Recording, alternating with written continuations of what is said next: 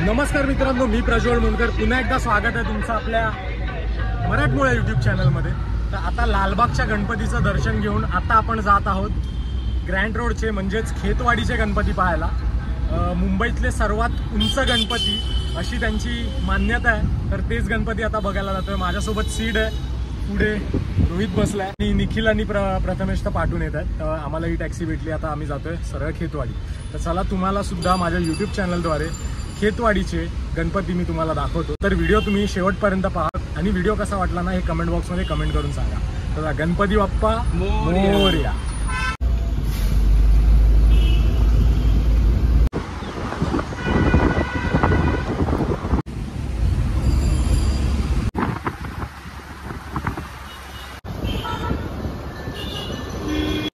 तर मित्रांनो, आता आपण आलो आहोत खेतवाडी आणि खेतवाडीतली थर्ड लेन आहे आणि इथे मला मंडप दिसतोय एक।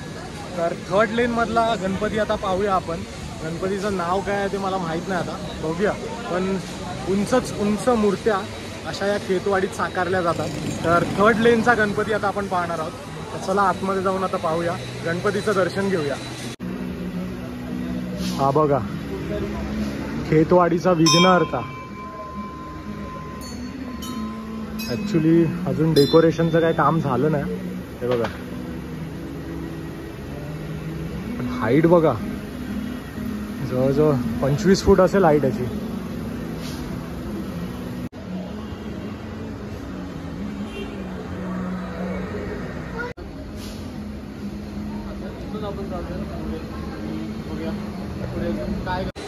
आता जस्ट खेतवाडीच्या विघ्नहर्त्याचं आपण दर्शन घेतलं आणि इथे डेकोरेशनची कामं आहेत ना जवळजवळ अजून झालेली नाही आहे। बहुतेक दुसऱ्या आणि तिसऱ्या दिवसापासून कंप्लीट दर्शन चालू होईल डेकोरेशन सहित। पण आता एवढं डेकोरेशन झालं नव्हतं, बहुतेक 2 दिवस तरी अजून लागतील।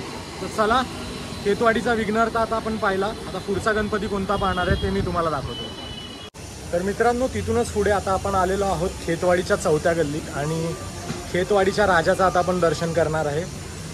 इको फ्रेंडली शाडू मातीची मूर्ती आहे ही, हे बघा। तर मला असं वाटतं मूर्ती छोटीच असेल। चला आतमध्ये जाऊन दर्शन घेऊया।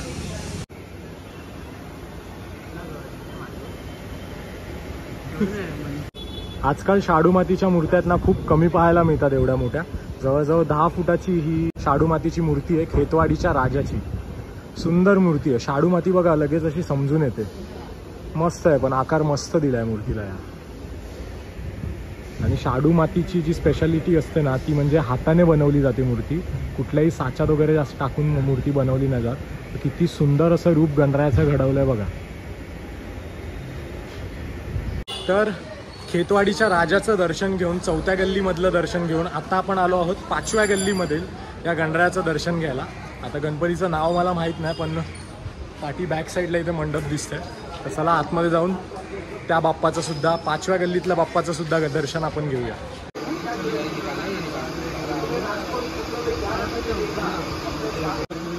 या ठिकाणी तुम्ही बघू शकता गणपतीला चलचित्राचा देखावा, विष्णूचे दशावतार या ठिकाणी दाखवण्यात आलेले आहे। त्याच या ठिकाणी कल्की अवतार सुद्धा आहे, श्रीकृष्ण सुद्धा आहे, राम सुद्धा आहे, नरसिंह आहे, समुद्र मंथन त्या ठिकाणी दाखवण्यात आलेलं आहे। हे बघा, वराह अवतार आहे, वामन अवतार आहे, त्या ठिकाणी महाभारत, अर्जुन आणि कृष्ण, गौतम बुद्ध, हे बघा। आणि गणपतीची मूर्ती ही शेष नागावर बसवली। खूप सुंदर असं चलचित्र देखावा आहे। आता ते जेव्हा चालू होईल ना तेव्हा संध्याकाळी तुम्हाला पाहायला मिळेल या ठिकाणी।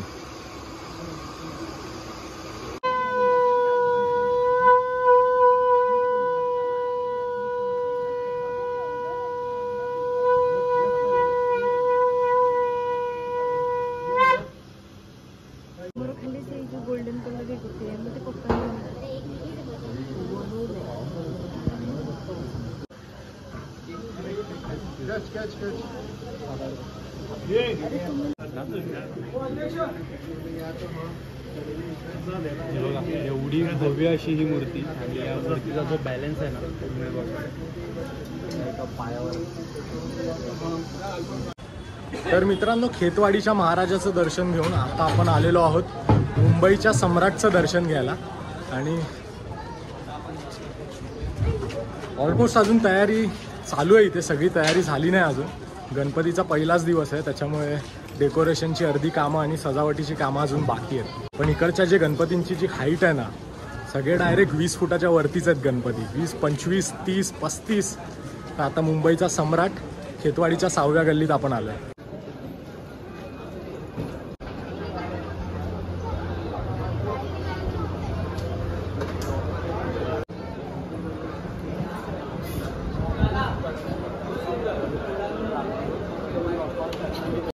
तर मुंबईच्या सम्राटचं दर्शन घेऊन आता आपण आलेलो आहोत 34 फूट उंच, या साईडला लिहिलं इकडे. तर आता गणपतीची मूर्ती 34 फूट उंच आहे असं या ठिकाणी लिहिलं आहे. आता हा कोणता गणपती आहे काय माहीत नाही, तर चला आतमध्ये जाऊन बघूया. ओ, हा गणपती बघा स्त्री रूपात आहे. स्त्री रूपी गणेश मूर्ती 34 फूट आहे रोहित.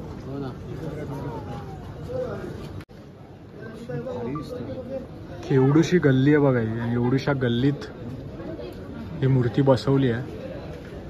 नारी रूपी स्त्री रूपी मूर्ती आहे ही गणपतीची. 34 फूट आहे, जबरदस्त.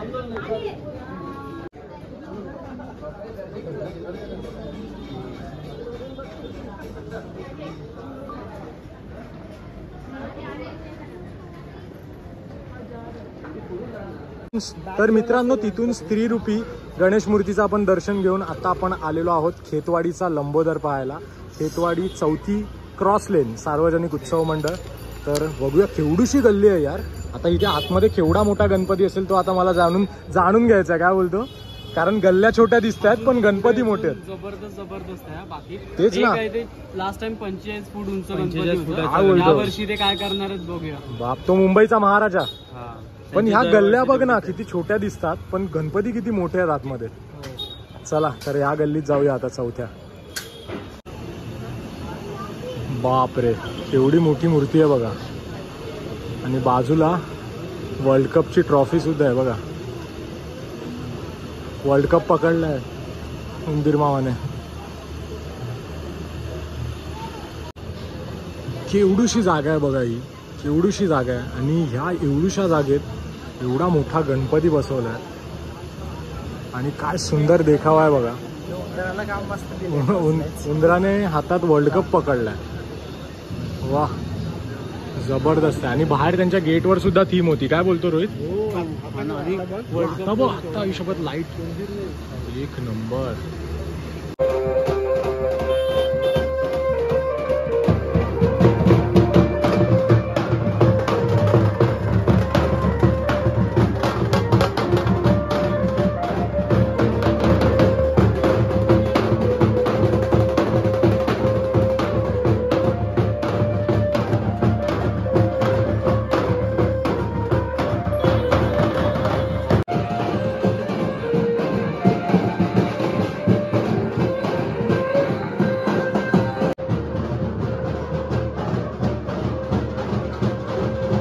आता आपण आलो आहोत खेतवाडीच्या मोरयाचं दर्शन घ्यायला. इकडे डेकोरेशन बघा काय जबरदस्त केलं आहे लोकांनी. आणि श्रींची उभी 20 फुटी तरी मूर्ती असेल. खूप सुंदर.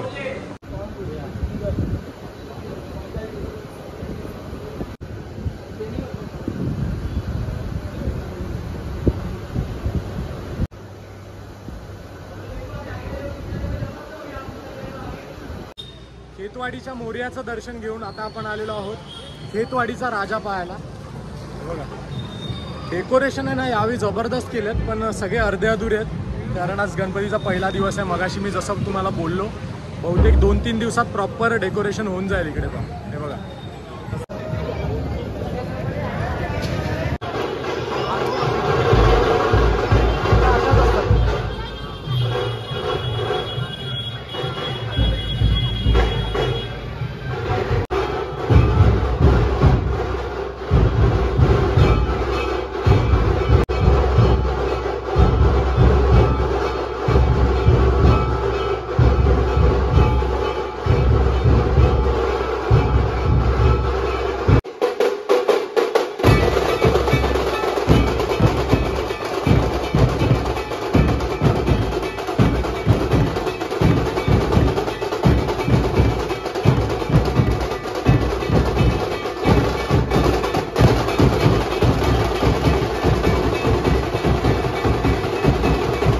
मित्रांनो, खेतवाडीच्या राजाचं दर्शन घेऊन आता आपण आलो आहोत 8व्या गल्लीत खेतवाडीच्या महागणपतीचं दर्शन घ्यायला. आणि इथे लिहिले 35 फूट वाले की जय, म्हणजेच 35 फुटाची आतमध्ये श्रींची मूर्ती असणार आहे.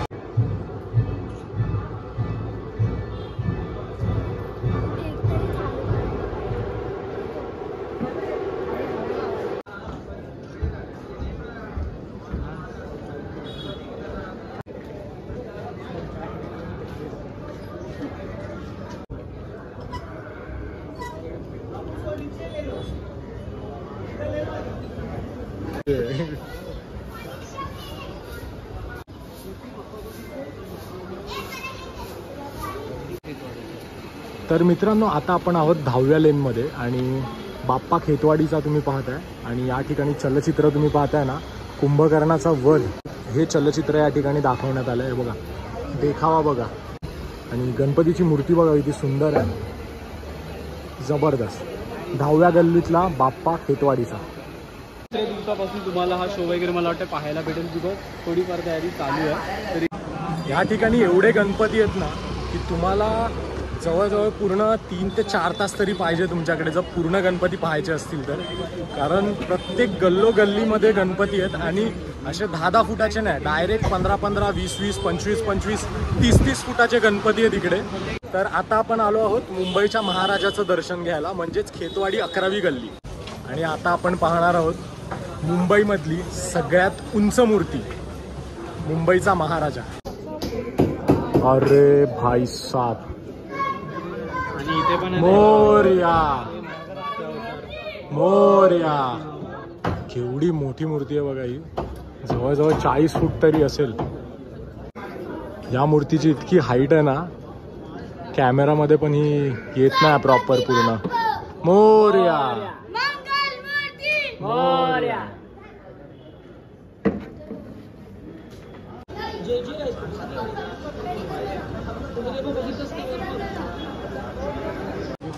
खरंच या ठिकाणी मला नवल वाटतंय की एवढ्या मोठ्या मोठ्या मूर्त्या या छोट्या छोट्या गल्लीतून कशा नेत असतील. 40 फूट, 35 फूट, 25 फूट हा सीड.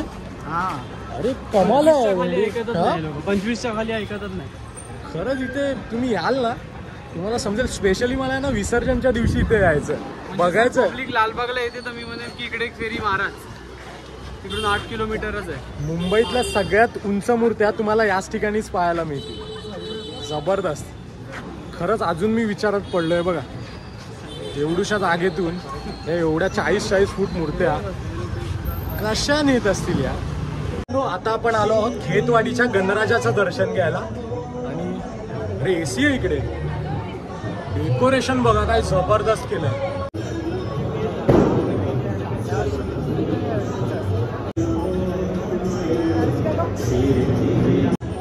आणि आता आपण 12व्या गल्लीत आहे, खेतवाडीच्या गणराजाचं दर्शन घेतोय. हा बघा, मूर्ती बघा किती सुंदर आहे. आणि बाजूला अयोध्येतील श्रीरामाचा विग्रह आहे. बघा किती सुंदर डेकोरेशन केलं, पूर्णपणे महल उभारलाय या ठिकाणी.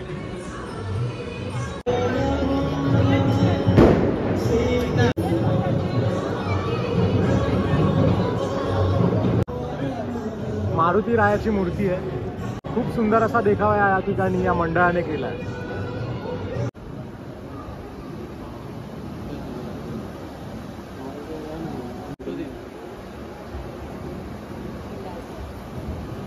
गेल्यावरती ना का सांग, कारण गणपती